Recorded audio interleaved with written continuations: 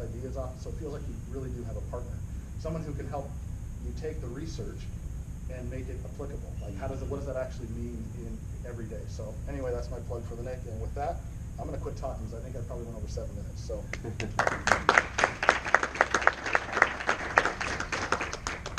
Thank you, Jared. We didn't tell you that this is a 4-hour session. No. We have all kinds of questions for each of our participants. So thank you so much, Jared. How about if we have Christy Dodd and Parker present? Tell us who you are and where you're from, and thank you.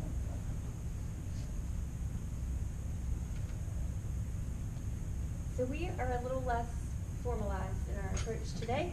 I'm just going to move this.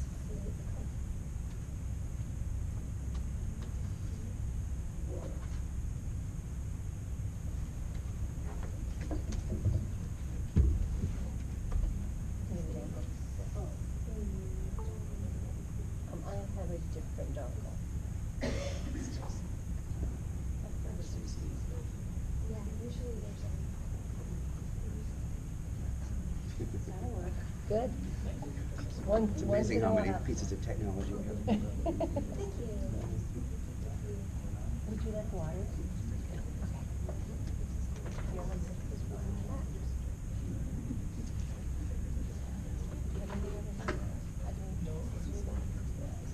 You can hold your computer up. If I ask, and walk it around. Yes. You can be down a white for us. Yeah.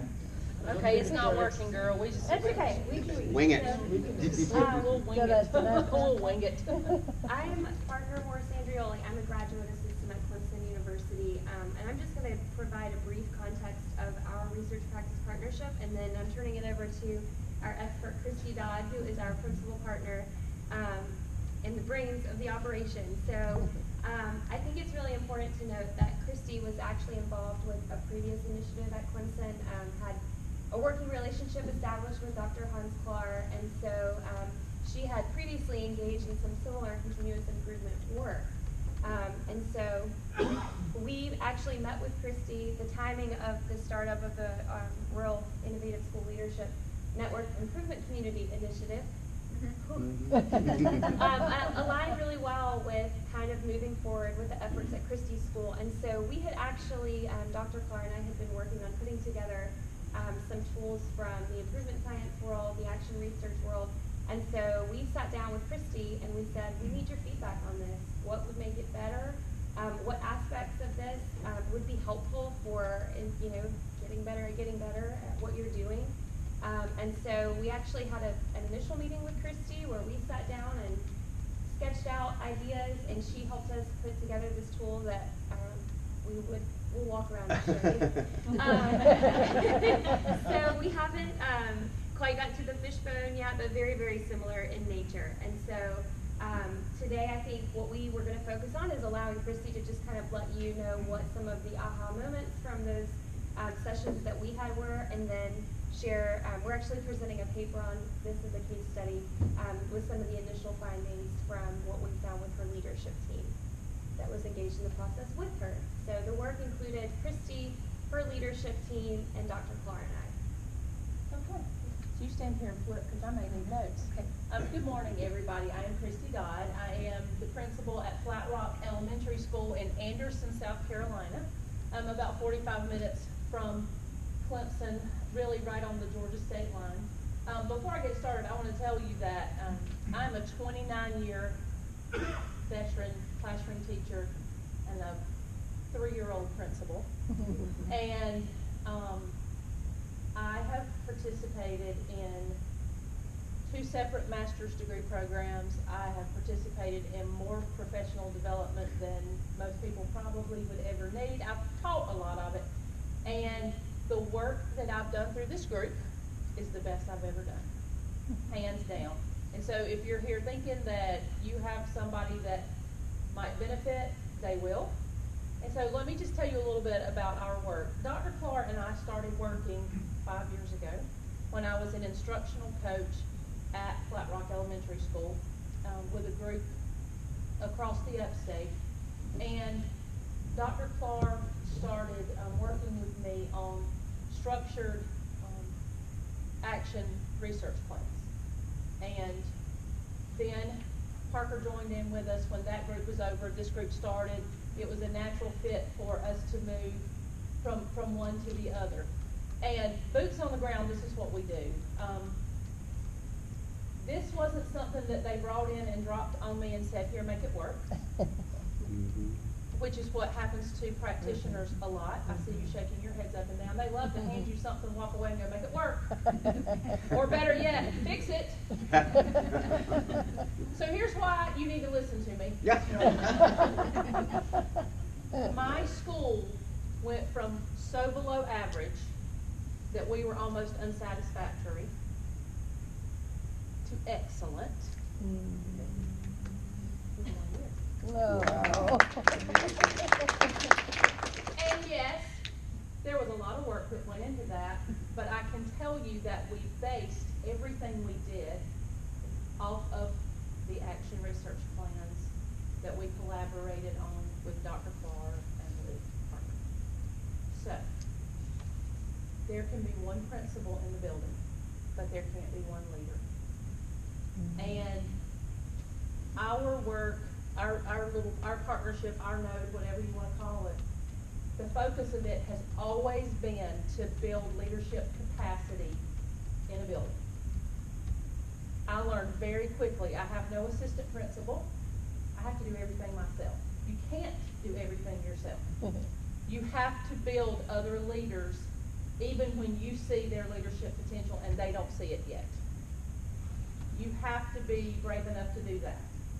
So through our work, we look at a problem. It's very simple. We look at a problem, and then we come up with a question, and we always do that in positive terms.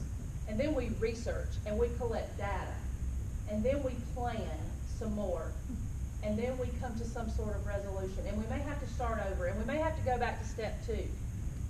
And in the beginning, when this first came about, they didn't just hand me this research cycle that I wish we could show you. They sat down and let me help develop it. They let my admin team help develop it. We hashed it out until we had a document that we could work with. So we knew, okay, if this is our problem, then these are the steps we're going to take to make sure we're making informative decisions. That was really important because I think a lot of times most practicing principals flounder around and they try to just fix everybody's problem and move on because you have so much to do. Well, we're not helping anybody when we do that. We have to make leaders out of other people in our buildings. And this practice that we use at Flat Rock, guided by Hans and Parker, works. It's how we do business. It's in my head so that we don't even have to write it down. We don't have to write it down a lot anymore, and my own personal children have benefited from it. So let me give you an example because this is important. Yeah. One of the first things that we sat down to work on didn't come from me. That's the important thing you need to know. It came from a member of our group. And I'm not going to tell you all the really cool stuff about it because you need to come back and listen to us present the paper tomorrow to find out all that good stuff. So there's your plug for that.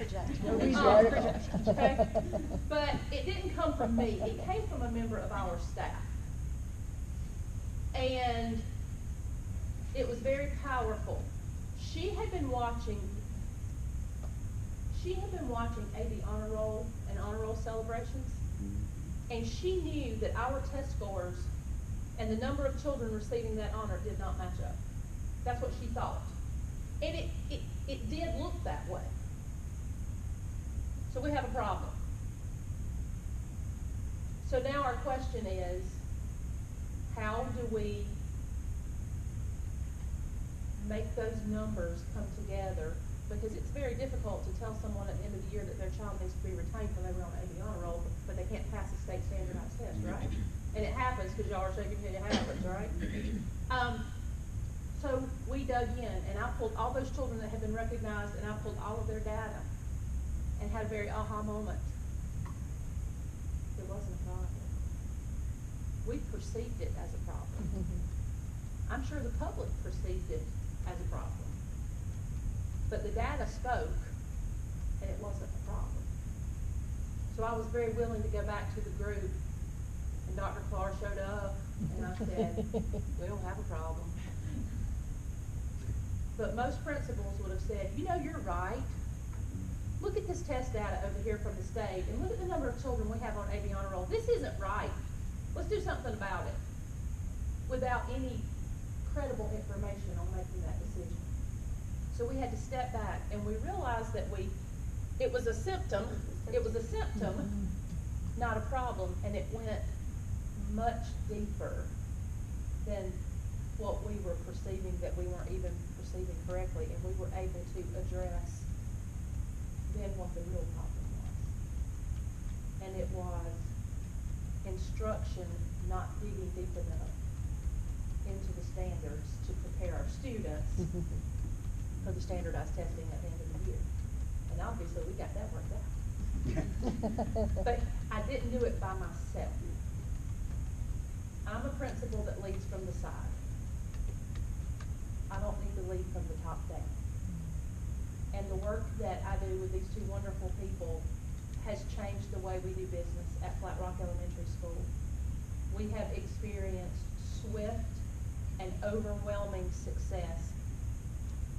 It has become such a part of how we do business at Flat Rock. Other principals are going, what are you doing down there? I want to know what you're doing, and I share. I don't keep things a secret.